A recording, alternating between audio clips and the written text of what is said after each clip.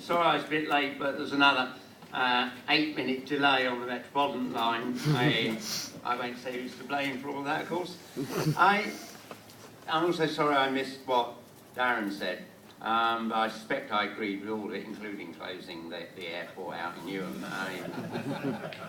If ever you're down there and you're trying to talk as the bloody planes land and take off, let alone the atmospheric pollution it all generates.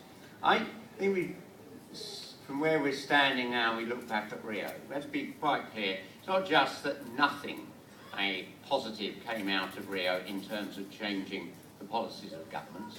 If anything, it's all rolled back.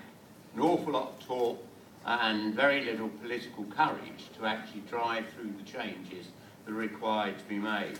And particularly here in London, we were making quite good progress. We got the C40, the 40 largest cities on earth, cooperating.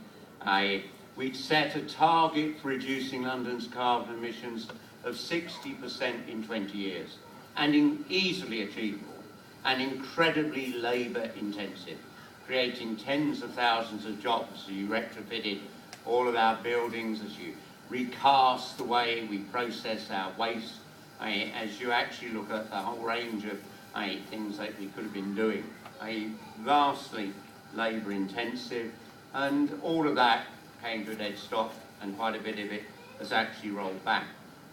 And perhaps most disappointing of all, for those of us who were very excited by the election of Obama, a complete and catastrophic failure of leadership from him at the Copenhagen conference.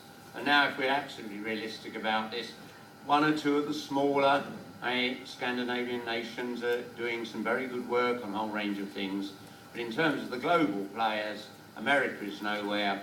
China seems to be doing a lot that is very interesting, and therefore much may come out of that.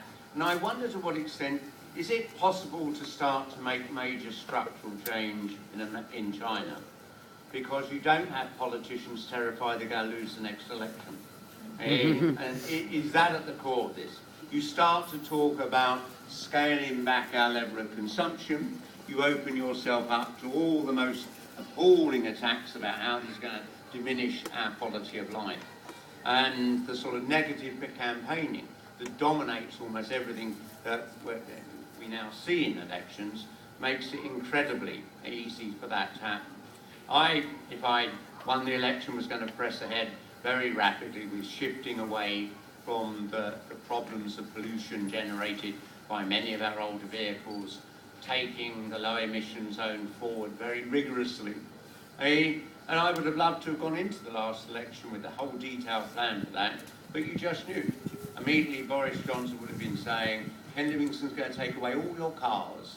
And what chance have you got of having an honest debate about that?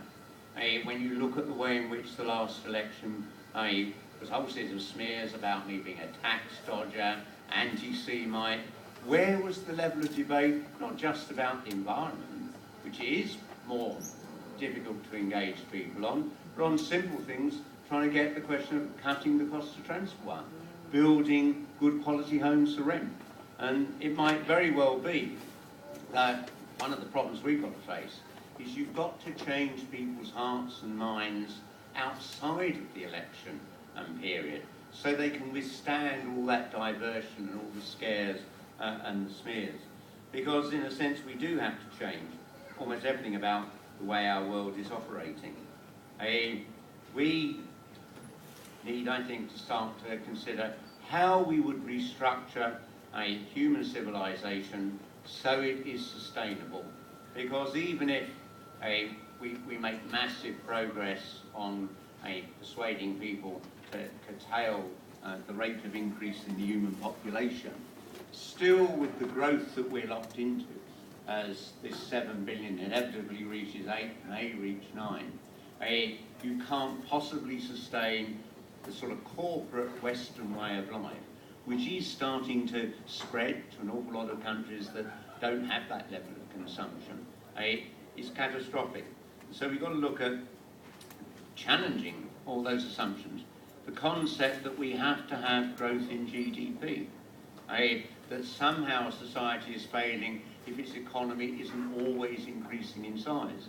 Now, part of the problem there is that they talk about growth of GDP because they hope that the needs of those people that haven't got enough can be accommodated without reducing the consumption of those who've got too much.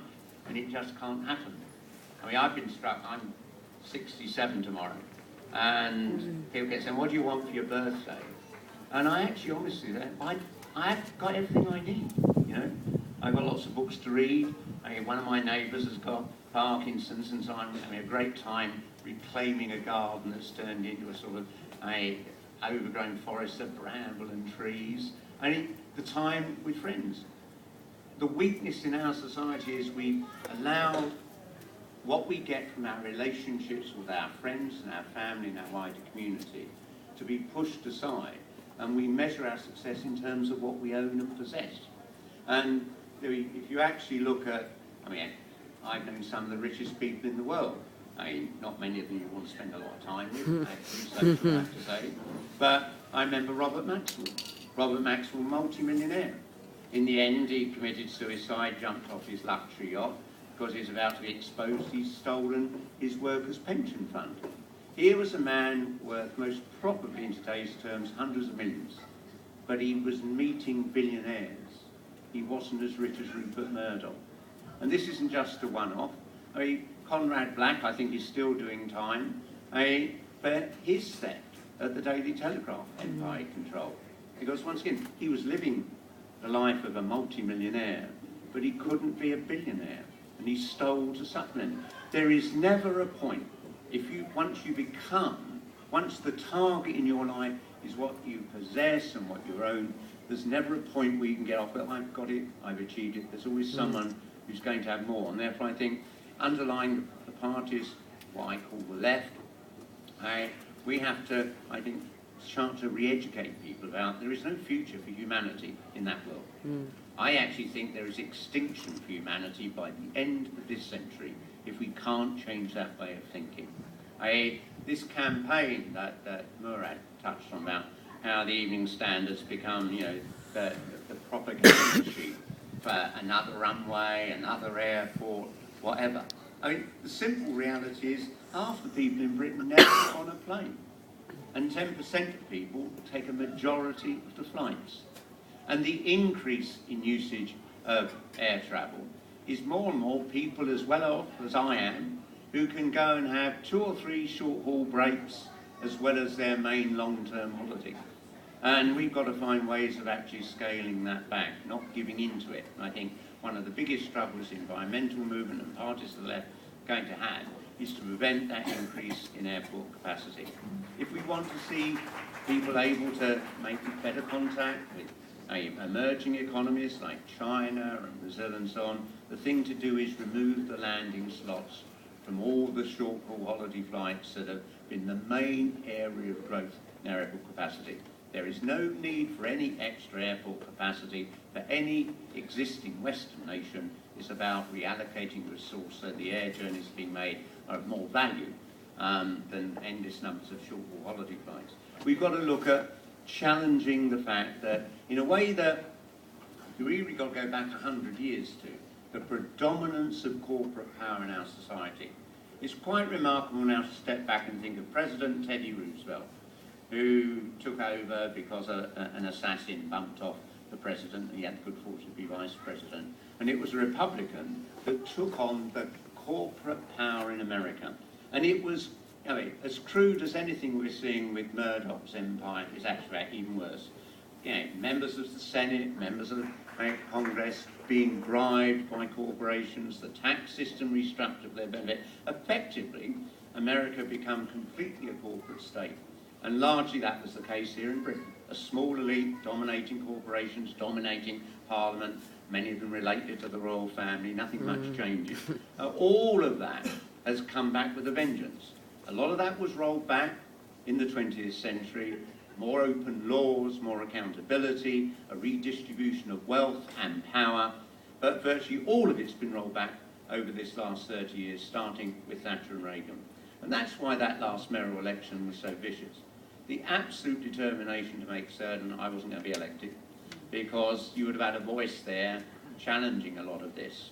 And they're under threat, because we're at a turning point in human history. I think we've seen now 30 years of the neoliberal revolution. It's delivered us a disaster. It delivered us a disaster in terms of banking, but in terms of what's happening to climate change, the environmental impact of this.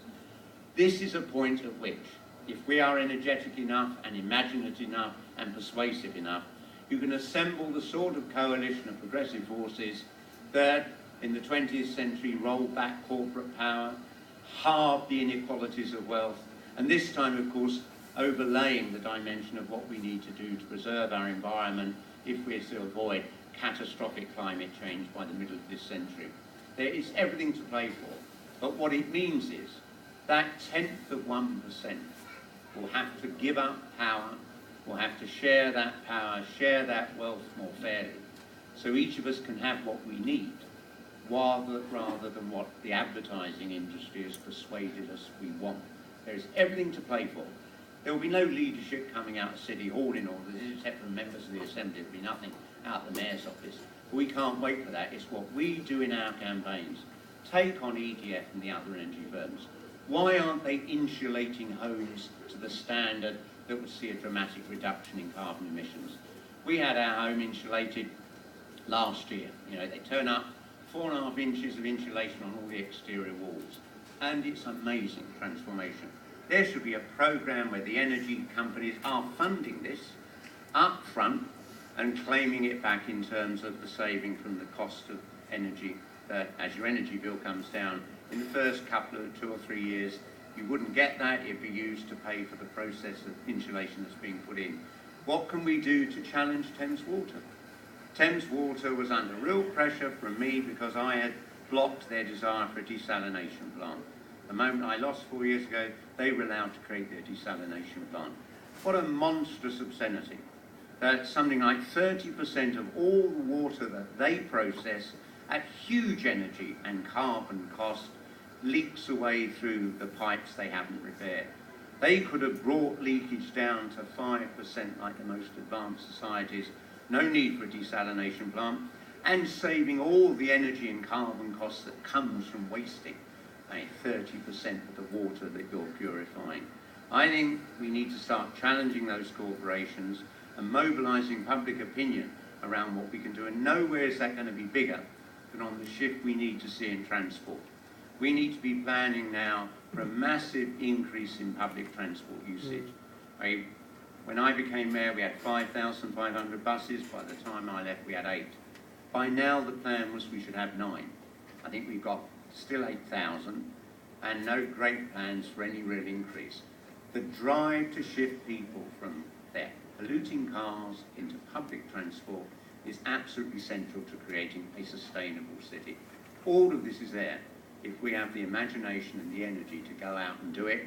And now that I'm a retired pensioner, I've got a bit more time to do stuff around the environment, and that's where I will be making my personal commitment in the years to come. Thank you very much.